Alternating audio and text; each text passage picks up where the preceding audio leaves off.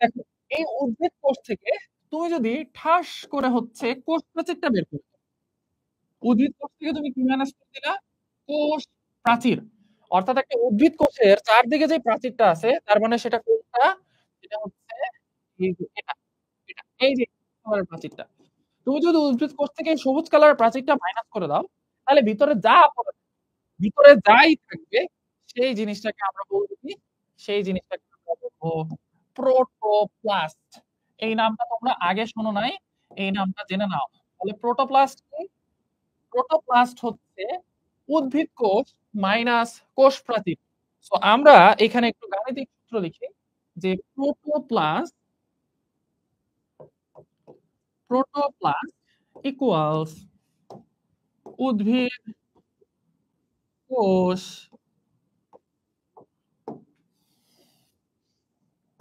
Minus কোষ প্রাচীর। ওকে, fine. এবার দেখো প্রোটোপ্লাস্ট তাহলে কাকে বলে? কোষ প্রাচীর বাদে উদ্ভিদ কোষে যা আছে, জীবিত মৃত হোক, সবাইকে বলা হয়। কি বলছি? কোষ প্রাচীর বাদে উদ্ভিদ কোষে যা কিছু আছে সেটা জীবিত হোক মৃত হোক, সেটাকে বলা হয় প্রোটোপ্লাস্ট।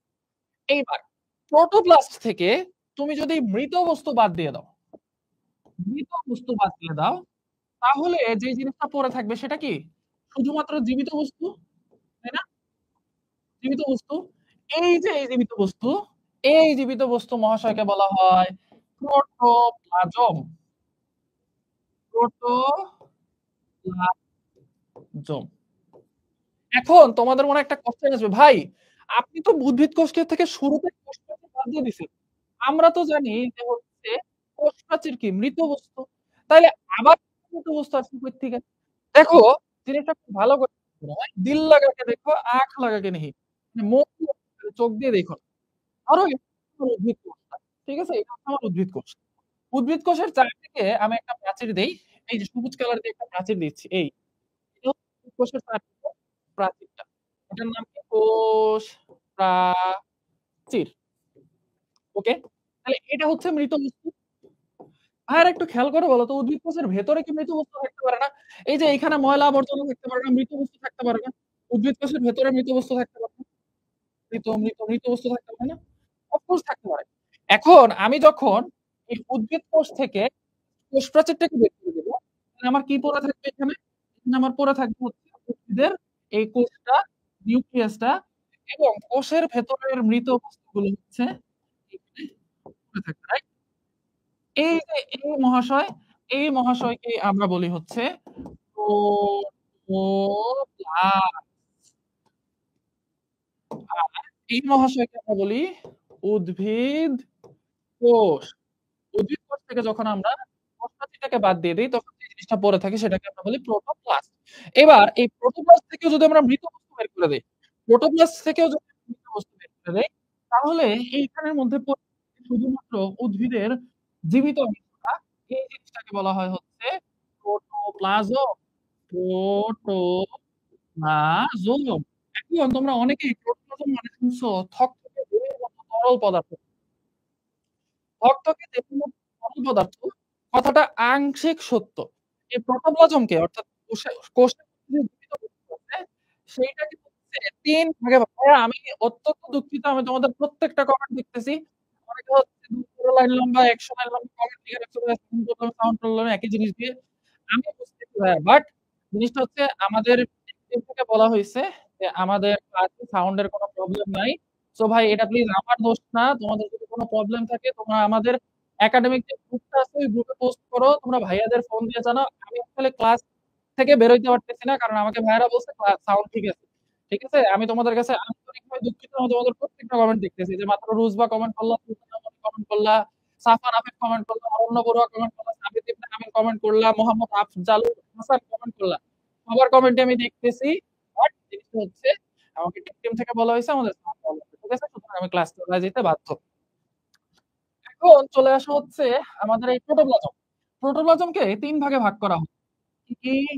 ৩ ভাগে হচ্ছে, একটা হচ্ছে নিউক্লিয়াস, একটা হচ্ছে সাইটোপ্লাজম, সাইটোপ্লাজম এবং আরেকটা হচ্ছে কোষ ঝিল্লি।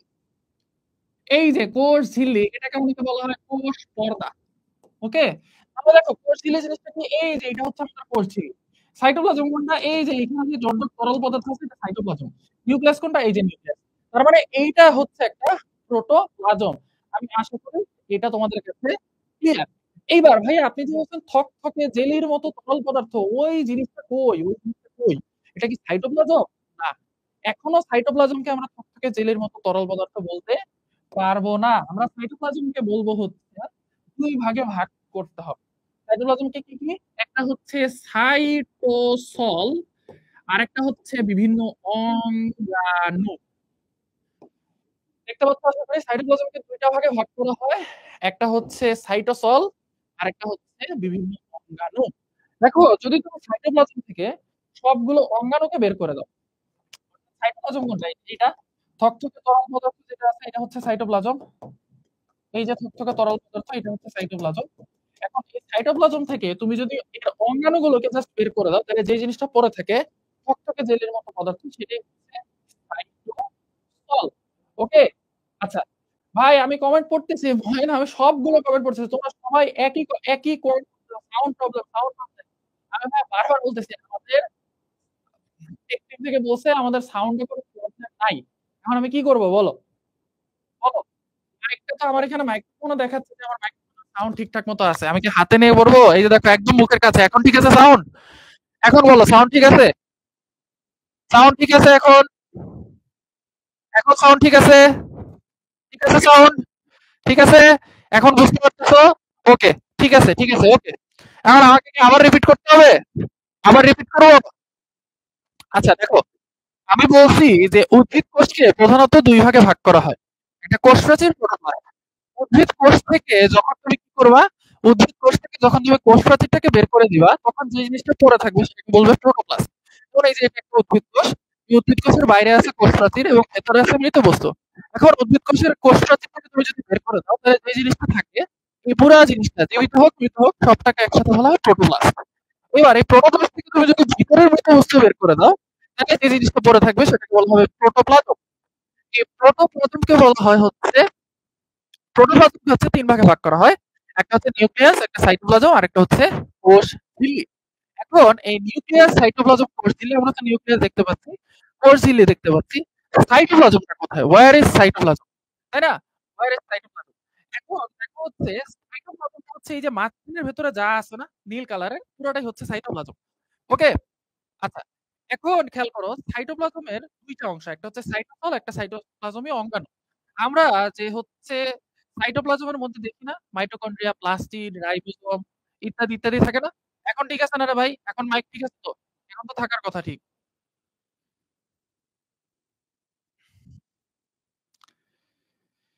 ওকে। আচ্ছা। তো সাইটোপ্লাজম থেকে যদি আমরা অঙ্গাণুগুলোকে বের করে দেই তখন যে জিনিসটা পড়ে থাকে সেটাকে বলা হয় সাইটোসল। এটাই হচ্ছে অ্যাকচুয়ালি জেলের মতো থকথকে পদার্থ। ওকে? আচ্ছা। এবার চলে আসা হচ্ছে আমাদের নেক্সট টপিক। সেটা হচ্ছে আমাদের এই যে সাইটোপ্লাজমীয় অঙ্গাণুগুলো বলছি, এই সাইটোপ্লাজমীয় অঙ্গাণুগুলো হচ্ছে ২ ধরনের। একটা হচ্ছে ঝিল্লিযুক্ত, আরেকটা হচ্ছে ঝিল্লিবিহীন। এই যে এখানে হচ্ছে আমাদের থাকার কথা এই যে সাইটোপ্লাজমের যে বিভিন্ন অঙ্গাণু এটাকে ২ ভাগে ভাগ করা যায়। একটা হচ্ছে ঝিল্লিযুক্ত, আরেকটা হচ্ছে ঝিল্লিবিহীন। ঠিক আছে? এখন ঝিল্লিযুক্ত মানে কি?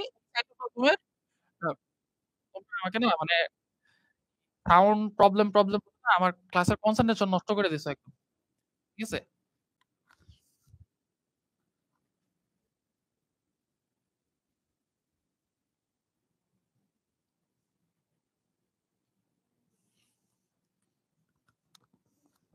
হোয়াটএভার আমি মাইক হাতে নিয়েই দেখাচ্ছি। ঠিক আছে? আচ্ছা। এখন দেখো হচ্ছে ঝিল্লিযুক্ত বলতে কি বোঝায়? যে সকল কোষ অঙ্গাণুর চারদিকে হচ্ছে আবরণ থাকে। আর ঝিল্লিবিহীন বলতে বোঝায় যে সকল কোষ অঙ্গাণুর চারদিকে আবরণ থাকে না। এখন ঝিল্লিবিহীন অঙ্গাণুর মধ্যে কি আছে? ঝিল্লিবিহীন অঙ্গাণু হচ্ছে এভাবে মনে রাখবা। এটা হচ্ছে ১ম মামাইসেরা। এটা হচ্ছে ঝিল্লিবিহীন অঙ্গাণু। ঠিক আছে? তাহলে ১ম দিয়ে কি বোঝায়? ১ম দিয়ে এখানে দেখো ১ম দিয়ে বোঝায় হচ্ছে পারঅক্সিজম এখানে নাই ওটা।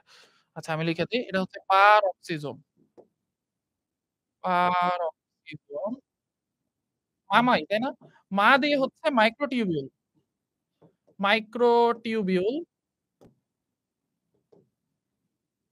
দেন মা দিয়ে হচ্ছে মাইক্রোফিলামেন্ট। মাইক্রোফিলামেন্ট। ই দিয়ে হচ্ছে ইলাস্টিন ফিলামেন্ট। সে দিয়ে হচ্ছে সেন্ট্রিওল। এখানে একটা কাহিনী আছে। সেন্ট্রিওলের ঝিল্লি নাই কিন্তু সেন্ট্রোসোমের ঝিল্লি আছে। আর এটা হচ্ছে রাইবোজোম। রাইবোসোম। সো এগুলো হচ্ছে আমাদের ঝিল্লিবিহীন। ঠিক আছে? তো এগুলো হচ্ছে আমাদের ঝিল্লিবিহীন সাইটোপ্লাজমীয় অঙ্গাণু। এখন খেয়াল করে দেখো যে আমাদের সেন্ট্রিওলের মধ্যে আমি বলছি হচ্ছে ঝিল্লি নাই। কিন্তু আমি যখন একটা সেন্ট্রিওলের গঠন আঁকবো তখন এভাবে আঁকবো। এই যে এটা হচ্ছে আমাদের সেন্ট্রিওল, এটা হচ্ছে সেন্ট্রোজোম। এইটার ভেতরে হচ্ছে থাকে আমাদের ২ টা অংশ।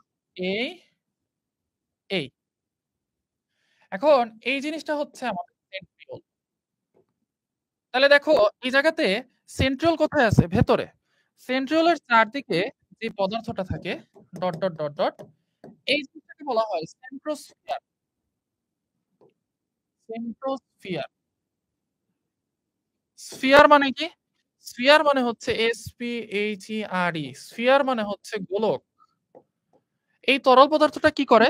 সেন্ট্রিওলের চারদিকে হচ্ছে সেন্ট্রিওলের চারদিকে হচ্ছে একটা গোলাকার ফুটবলের মতো আবরণ ক্রিয়েট করে। ঠিক আছে? এই পদার্থটা এইজন্য এটাকে বলা হয় সেন্ট্রোস্ফিয়ার। আর সেন্ট্রিওল প্লাস সেন্ট্রোস্ফিয়ার ২ টাকে একসাথে বলা হয় সেন্ট্রোজোম। সো আবরণটা কিন্তু অ্যাকচুয়ালি সেন্ট্রোজোমের। সেন্ট্রিওলের কিন্তু নিজস্ব কোনো আবরণ নাই। ঠিক আছে?